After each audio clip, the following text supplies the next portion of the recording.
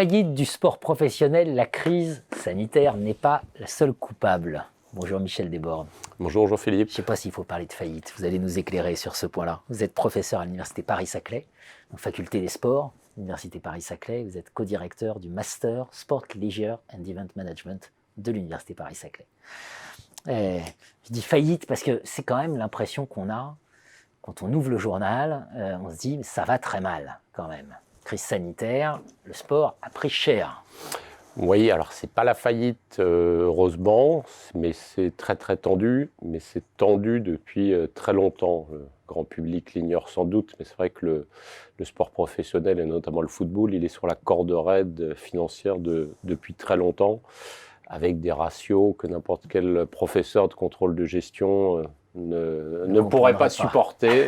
Ce serait déjà évanoui. Donc, pour donner quelques chiffres, par exemple, la masse salariale, ça peut être de 70 à 90% des revenus d'un club.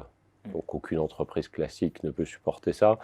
La billetterie est aujourd'hui devenue minoritaire, c'est 15% des revenus. Donc, en fait, finalement, le Covid, avec un sport sans public, n'aurait dû toucher que 15% de ses revenus.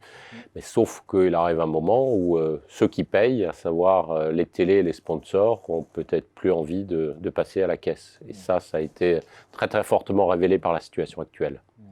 Alors Enfin, vous venez de le dire, hein, ça ne date pas d'hier, c'est une évolution progressive. On peut peut-être avoir une idée sur les 20 dernières années voilà, budget d'un club, typiquement. Alors, globalement, ordre de grandeur assez simple. Aujourd'hui, dans le top 10 de la Ligue des Champions, c'est 500 millions d'euros de budget annuel.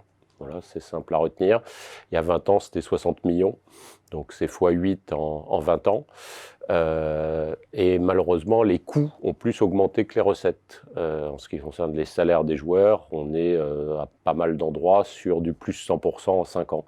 Donc, il y a un effet de ciseau classique en économie. Hein. Quand les courbes se croisent, on est dans le rouge. Et quand on est dans le rouge, ça va plus très bien. Aujourd'hui, vous pouvez retenir aussi une chose. Il y a en gros 2 clubs européens qui sont rentables. On va dire dans le top 20, c'est Arsenal et le Bayern Munich. L'Olympique Lyonnais est pas mal en France, mais ce n'est pas le même niveau. Le reste, ça perd de l'argent pratiquement depuis 10 ans. Donc les meilleurs ne gagnent pas d'argent. Donc normalement, au bout d'un moment, ça ne fonctionne plus. Évidemment, ce qui vient aussi à l'esprit, c'est situation européenne versus peut-être d'autres modèles. Oui, parce qu'en fait, le paradoxe, c'est qu'en Europe, on est plutôt libéraux. C'est-à-dire qu'on laisse un peu faire, c'est ce qui permet au Real d'avoir 800 millions de budget et à d'autres d'en avoir que 30 en Espagne. Donc, du coup, sans surprise, c'est pas très équilibré. Alors qu'aux États-Unis, on est dans une régulation très stricte depuis longtemps. On pourrait presque dire que les Américains sont les communistes du sport. Ils régulent beaucoup. Ils ne laissent pas tellement le marché faire. Alors attention, c'est du communisme au service du business. On est bien d'accord. Mais du coup, on a des budgets beaucoup plus équilibrés, une variance beaucoup plus faible et donc plus d'incertitude. Et donc, qui dit plus d'incertitude, dit aussi plus d'intérêt de la part du spectateur, du téléspectateur et donc plus d'intérêt des diffuseurs. Donc, et aussi un équilibre financier, puisque grâce au salary cap, au plafonnement de la masse salariale, ils ne se mettent pas dans le rouge. En Europe, on a d'abord acheté les joueurs et on se dit combien on va les payer. Puis une fois qu'on a fait ça, on se dit mais comment je trouve l'argent ? Aux États-Unis, on encaisse d'abord les recettes de la télévision, des sponsors, et après on se dit quel pourcentage on peut redistribuer aux joueurs. Donc 2 problématiques totalement opposées. 2 logiques complètement opposées. Très bien. Donc la crise sanitaire qui finalement révèle ou exacerbe des tensions, mais qui étaient largement préexistantes, si je résume.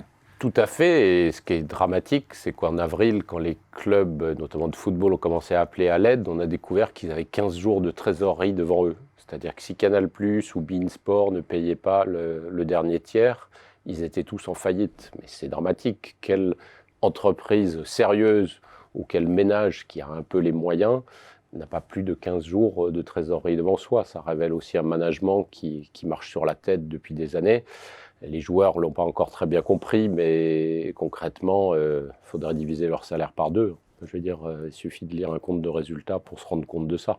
Donc les mutations, elles vont arriver. Et l'épisode Média Pro de l'automne a été la énième révélation de la situation, quand Média Pro a dit finalement on n'a plus trop les moyens de payer parce que, alors ils n'ont pas dit ça comme ça, mais ils ont dit le spectacle n'est pas au rendez-vous sans public, on ne veut plus payer. Un, ils n'avaient plus trop les moyens de payer. Deux, ils ne voulaient plus. Mais pourquoi aussi avoir contractualisé avec un acteur de ce type-là? Ça renvoie aussi à une forme d'amateurisme dans ce qui devrait être professionnel. Merci Michel Desbordes. Merci beaucoup.